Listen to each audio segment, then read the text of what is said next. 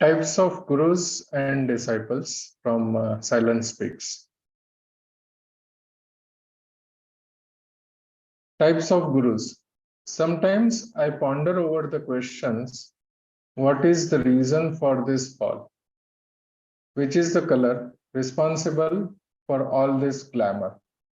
What creates excitement in human minds? Why do our eyes always turn hither and thither and make channels and ruts? What is all this, and who is responsible for this? Who created such environments, God or the individual self? Who went on putting coverings on it? The answer I get is God created us that we may attain freedom, the real freedom. But the events of time turned the course in altogether a different way. Our mind drifted from the original freedom and ran towards the senses. We also got such pleasure which encouraged this. Those who were inclined towards senses got merged in them. Even if they got out of it, they created only those things which encouraged and gratified their senses. And they could not rise above those things. They came across such men who told them such things which they liked also. Because of their support to the center they had created for themselves. How did it happen? It was due to the contact with those people who took pleasure in the senses but pretended to see towards the sky. They are our Mahatmas. You and I wish that people should abandon the center they have created, but they will be ready to do so only when the center they have formed is found in the divine center. These words may seem to be harsh, but I am obliged to write that the reins of the sheep are in the hands of the wolf, and the whole herd scattered away. Now, brother, think of the types of gentlemen that are generally responsible for almost everything in our midst, and among them whom we consider some to be gurus. Yeah, I'll just take a pause here before we go to the types of the gurus.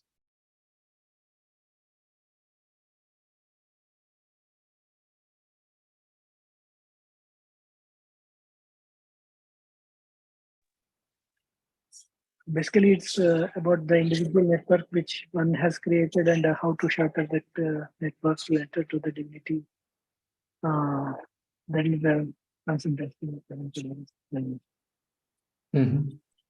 Yeah, and I think it's more when we look at it with respect to the gurus, where it says that the reins of the sheep are in the hands of the wolf. So it's if the so-called Mahatmas are also not out of the senses, and because people have created those centers, so people are attracted, and that is where we see, right? If there are like nice music, bhajans, kirtans, and other things, people get attracted there more. And it is more about the sense satisfaction in terms of which is being offered by the so-called gurus. That is what I get from this. My interpretation is that from the previous statement, it is said that they are but they will be ready to do so only when the center when the center they have formed is found in the divine center. That is, they have to shatter the network and they have to identify the divinity in themselves. And then these words seem to be very harsh, but I am obliged to write that the reins of the sheep are in the hands of the wolf. That is, basically they are controlled by senses and other things and the environment and their desires and all those things. I think that's being motivated by like whatever gurus or whatever the circumstances they are living in or whatever they are accustomed to and their habits and other things like that. So I think then probably he may. I think then he might want to describe about the types of gurus. Maybe that's my interpretation. No, I think it is the other way because see, he says that these words may seem to be harsh, but I'm obliged to write that, right? What I understand is because the centers, the people who are going after the senses, if they find that sense satisfaction in the divine center, then they will be attracted towards it. Okay, got it. Yeah. In Sina Basina, Master gives that example, right? That God asked Narad to find the person who would be ready to go to Vaikunt. And then the different people that he asked, people are not ready. And then the people are asking what will be there and all that, right? Whether I will get the sense satisfaction in a different way, right? And then one person gets ready that, okay, I'm ready. But he asks, can I get I think, non-veg or something? Hindi mein hai wo. So, so this is what I understood, that they will be ready to do so only when the center they have formed is found in the divine center. And this is the harsh reality of today. True.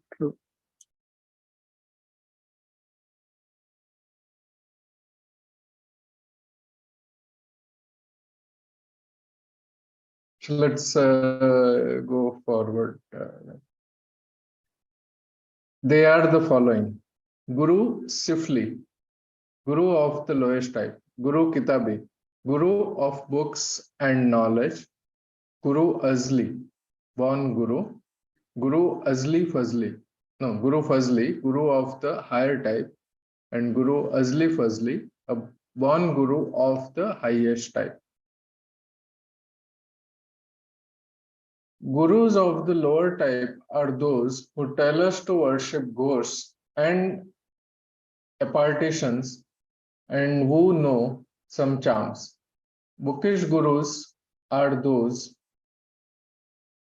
who merely on the authority of books tell others to practice. They are not connected with the purpose of practices and the conditions under which they prove beneficial. Born gurus are those who go on prescribing practices so that man may attain perfection in a certain field, provided they are not caught up in the world. But if perchance they are entangled, it is beyond the power of such gurus to pull them out. I have used the word azli for gurus of the higher type who always enjoy the grace and kindness of God and who are capable of utilizing that grace for reforming others. There is still another type called Azli Fazli, which is very difficult to find. The Guru of the highest type has has reached the supreme original condition and is always attached to the origin. Therefore, brother, it is such a Guru we have to search for. And if such a one is not available, we should pull on with the Fazli Guru. There is room for every kind of suspicion in a bookish Guru. It is quite possible that his conduct may not be good, but in Fazli and Azli Fazli Gurus, this is not possible. People who have no mind to believe will never believe this, even if you go on repeating this. In the words of Kabir, whom can I convince when the entire family is blind? We'll take a pause here.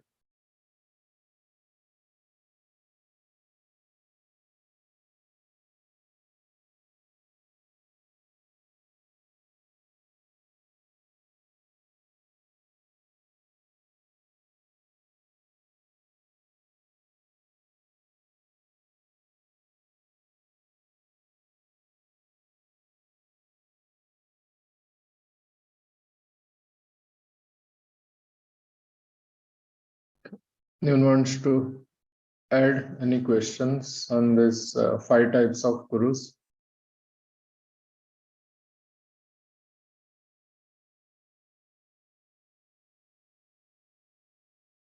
I think in this context, Pujya sir, there is a similar right. Um, everyone aspires for, but only one who is ordained by divinity will be the. And actually, I think Pujya sir clearly elaborated what is Amala and Nirmala, who is by birth pure and purified. Purity is the purity which our master is. So that talk actually probably we can listen once we complete this feeling. Okay. I think on Murad and Malamita, that Yes, seminar he yes, explains. yes, yes. He clearly explains all the types of gurus. Yeah.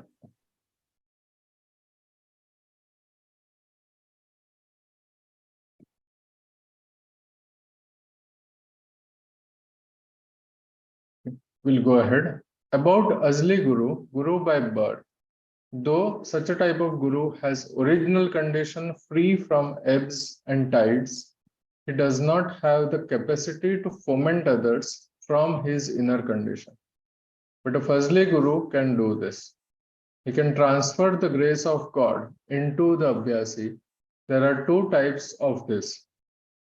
When grace flows involuntarily unto him and he transfers his shares to others, he cannot do so prior to the flow of grace.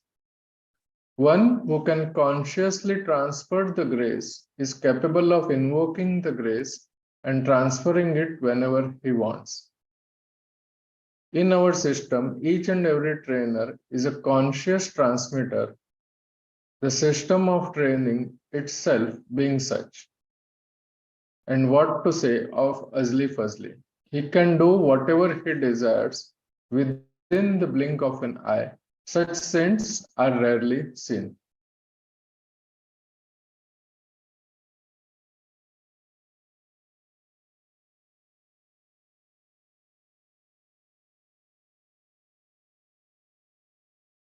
So here we can think of Pujya Lalaji Maharaj in his story, right? It says that Babuji Maharaj says in the story, right? Whoever used to go to him, he would just say "Acha," and then the person will be relieved of it without even their asking or their knowledge.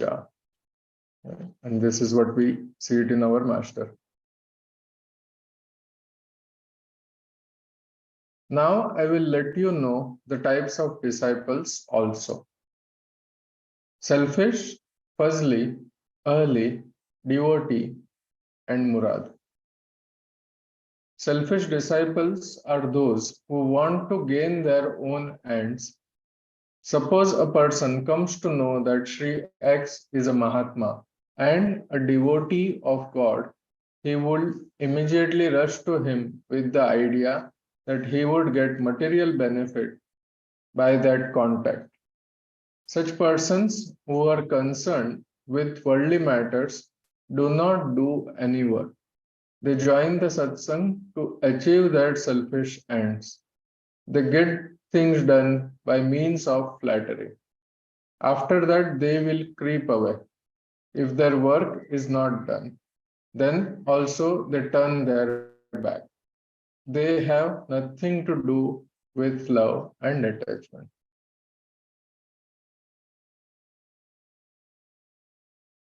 Fazli type are those who sit for meditation occasionally if they are in a cheerful mood due to the pleasant atmosphere. They have no attachment of heart whatsoever. And early are those in whom there are samskaras of higher types of worship and who want to worship and want to continue it. Some among them may progress and reach the position of the devotee. Some, however, are such that they start from the very beginning with the condition of devotee, and the devotee is one who loves his guru intensely. He always keeps himself internally connected with his guru. Men of this type possess all those qualities that should be present in a disciple. From among these devotees, rarely one or two acquire the condition of murad. A murad is one who has become the object of love of his guru. In other words, the guru's attention is always centered on him. He can also be called a beloved person, and such people are rarely found. In these days, murads are seldom found, and likewise, gurus are also rare. Revered Lalaji had written to me in one of his letters that in these days, many murids are seen as the force of the body, but murads are very rare.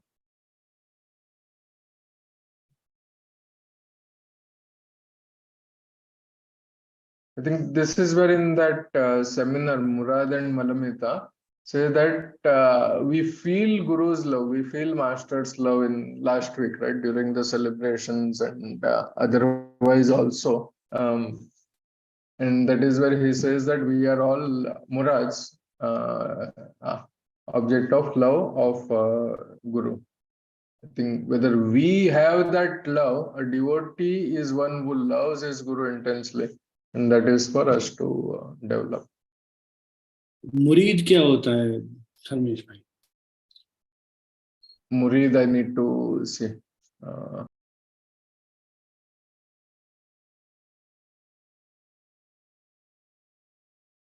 Murid is more like Nakli.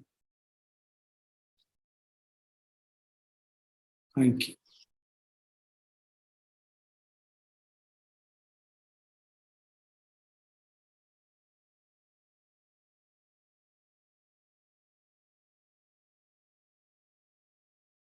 Yeah.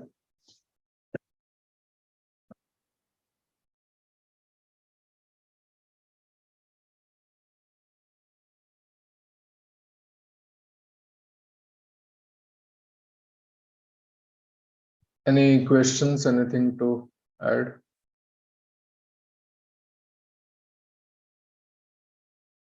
Guru.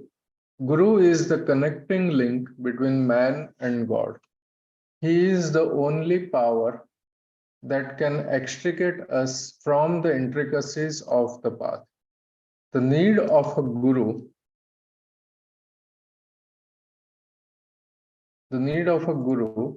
or master grows greater and greater as we go on, advancing and securing higher stages. When the disciple completely merges himself in the Guru, the latter becomes restless to take him further, especially when the disciple is unable to go further on his own accord.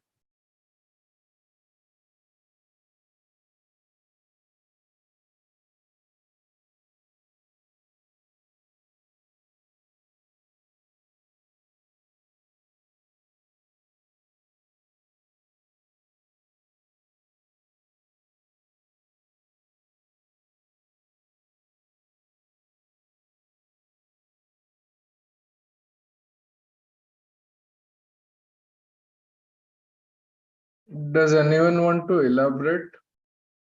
I would ask you, he is the only power that can extricate us from the intricacies of the path. What do we understand by this?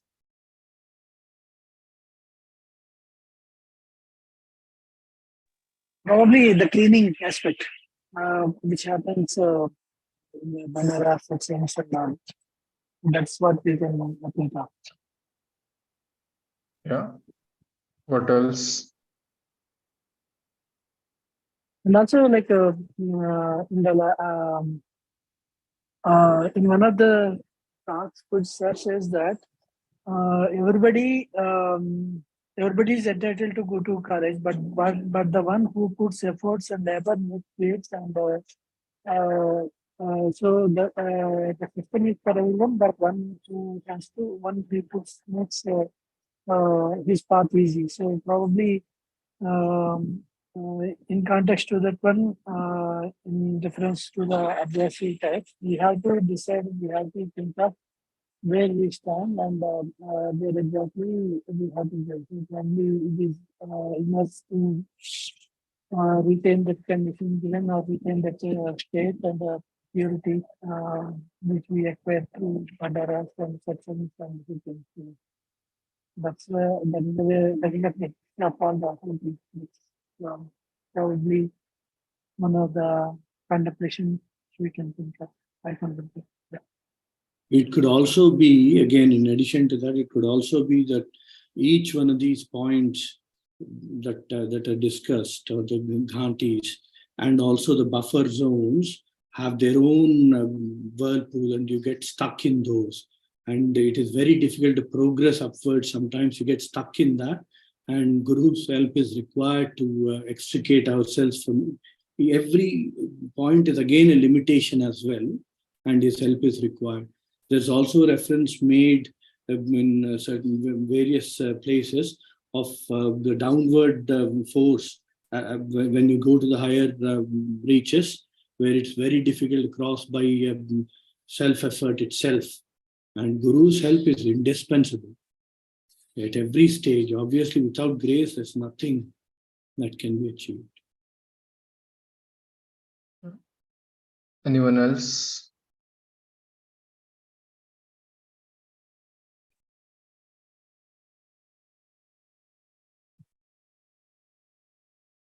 So we can also look at it in terms of purity, right? Where it is Mala, Vikshepa, and Avarana, right? Where the Vikshepa is the unreal, we feel that's real, and there are layers and layers which are Avarana. And in the chapter initially, it starts with the senses and the centers that we have made for our senses. So that is the first thing that Guru helps to come out of that. And this is where the point B and point A meditation, if we do it sincerely, that will help us to come out of that faster.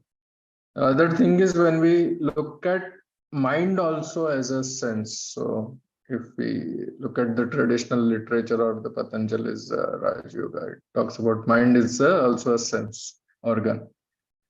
So that's the real intricacy to come out of that. And this is where the one who has transcended the mind, the Guru who has transcended the mind and is in that can help us to come out of that. You can also look at it in terms of avidya or ignorance, right? Where Dr. Madhwar talks about the 4 types of avidya. First one is we feel that we are separate from God.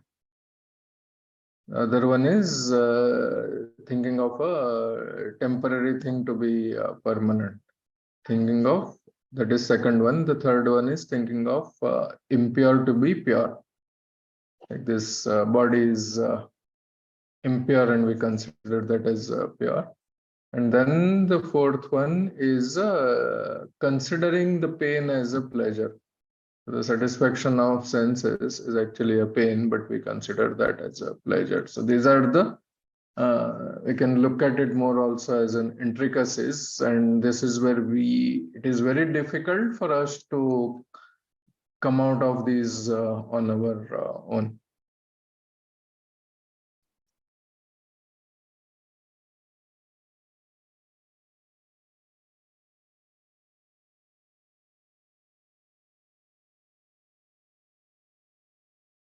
Okay. I think this seems to be a logical end. I think we can discuss more things with respect to gurus and disciples. People have questions. Otherwise, we can conclude here, and we can more in terms of from ourselves, we can see is that are we a devotee who has loves his guru intensely, right? Have we come up to that level, right? Because it says some among them may progress from the early to reach the position of a devotee. So some may have this from the beginning. And so when we see Babuji Maharaj, the moment he met Lalaji Maharaj, the love for his guru was there. Whereas when I see myself, right, it is more like, okay, rising from the to the level of devotee is something that need to see that loves his guru intensely, right? And then when we talk about Murad, the guru is so kind that we feel his love. He is so loving. And that is the our fortune that we have with our guru. Yeah. So let's meet next week then.